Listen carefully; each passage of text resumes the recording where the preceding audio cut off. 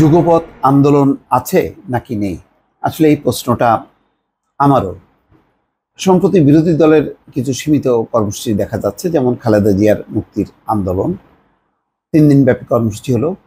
সেই কর্মসূচি নির্বিঘ্ন হয়নি, দেশের বাইরে কয়েকটি জায়গায় হামলার মধ্য দিয়ে হয়েছে, ঢাকায় শান্তিপূর্ণভাবে হয়েছে, কিন্তু এছাড়া যুগপৎভাবে দেখা যাচ্ছে না। অন্যদিকে বিএনপির বাইরে যেই যুগপথে যারা ছিল, যেসব দল, তারা যার যার অবস্থান থেকে করেছে, ঐক্যবদ্ধভাবে কোনো কর্মসূচি অথবা একজোটে কোনো আন্দোলন দেখা যাচ্ছে না। যদিও অনেকগুলো ইস্যু আছে, দ্রব্যমূল্য, বিদ্যুৎ এবং সম্প্রতি যে কোটা আন্দোলন, শিক্ষকদের আন্দোলন।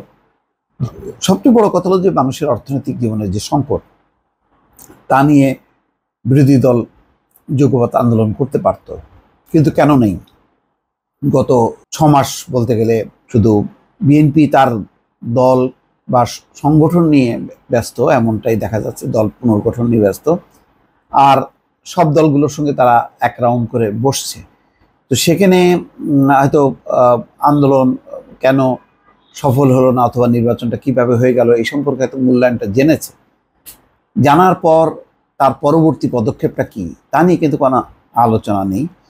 এ ব্যাপারে কোনো নেতা মুখ খুলেছেন, হতাশা প্রকাশ করেছেন, আবার কোনো নেতা হতাশা গোপন করে আসার কথা শুনিয়েছেন যে শিগগিরই তারা নতুন কর্মসূচি শুরু করবেন। কিন্তু বিএনপি কি কোনো বলছে যে এরকম যুগপৎ আন্দোলন শুরু হবে? এরকম কোনো ধারণা দিচ্ছে আমি শুনি নাই। এবং মাহমুদুর রহমান মান্না বলেছেন এখন যুগপৎ আন্দোলন নেই, এবং তার এই বক্তব্যের পরেই কিন্তু এই প্রশ্নটা সামনে এসছে। কাল শনিবার প্রেস ক্লাবের এক অনুষ্ঠানে তিনি বলেছেন, জাতি দাবি করছে সর্বব্যাপী ঐক্য, কিন্তু অনেকেই ধীরে ধীরে আলাদা হয়ে যাচ্ছে। আগে একটা যুগপৎ ছিল, অনেকে জিজ্ঞাসা করেন যুগপৎ আন্দোলনের খবর কি? কোনো খবর নেই, এখন যুগপৎ নেই। মাহমুদুর রহমান আরও বলেছেন, মাহমুদুর রহমান মান্না, 7ই জানুয়ারির পর মানুষের মধ্যে ধারণা তৈরি হয়েছে বিরোধীরা পারেনি, আমরা চেয়েছিলাম সরকারের পতন, অন্তর্বর্তীকালীন সরকার এবং তার অধীন নিরপেক্ষ নির্বাচন। এগুলোর কিছুই হয়নি, তাই মানুষ এভাবে ভাবতেই পারে। আবার যুগপৎ আন্দোলন হতে পারে, তাই দুঃশাসন কেউ এককভাবে সরাতে পারবে না। এটাও ইঙ্গিত নিশ্চয়ই বিএনপির দিকে, যে এককভাবে বিএনপি এই দুঃশাসন যে পরিস্থিতির মধ্যে, তার থেকে উত্তরণ বিএনপি একার পক্ষে সম্ভব না। 2022 সালের 30শে ডিসেম্বর যুগপৎ আন্দোলনের প্রথম কর্মসূচি পালন করে বিএনপি সহ সরকার বিরোধী বিভিন্ন দল ও জোট। এরপর টানা 1 বছরের বেশি সময় ধরে নানা কর্মসূচি তারা পালন করেছে। বিএনপির পাশাপাশি আন্দোলনের শরিক বিভিন্ন দল ও জোট নিজেদের সীমিত সামর্থ্য নিয়ে এসব কর্মসূচি পালন করে। বিএনপির নেতৃত্বে যুগপৎ আন্দোলনে একাধিক জোট ও দল যুগপৎ আন্দোলনে অংশ নেয়। এর মধ্যে 5 দলীয় জোট গণতন্ত্র মঞ্চ, 12 দলীয় জোট ও জাতীয়তাবাদী সমমনা জোট অন্যতম। এর বাইরে অলি আহমেদের liberal democratic party, AB party, Bangladesh labour party, Gonoforum, peoples party, গণ অধিকার পরিষদের 2 অংশ রয়েছে, যারা আলাদা আলাদাভাবে কর্মসূচি পালন করেছে। গত 7ই জানুয়ারির ভোটের পর কর্মসূচি না থাকায় যুগপৎ আন্দোলনে ছন্দপতন হয়েছে। এ বিষয়ে আমির খসরু মাহমুদ চৌধুরী বলছেন, আন্দোলন কর্মসূচি তো প্রতিদিন থাকে না। গত মে মাসেও শরিকদের সঙ্গে বৈঠক হয়েছে, প্রাথমিক আলোচনা হয়েছে, কর্মসূচি ঠিক করা হবে। নুরুল হক নূর বলছেন, জাতীয় নির্বাচনের পরে 6 মাস যুগপৎ আন্দোলনের কর্মসূচি নেই, তবে দলগুলোর মধ্যে মনস্তাত্ত্বিক বোঝাপড়া আছে।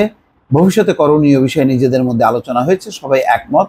নির্বাচন বর্জনকে ঘিরে যে ঐক্য গড়ে উঠেছে সেটা ধরে রাখতে হবে।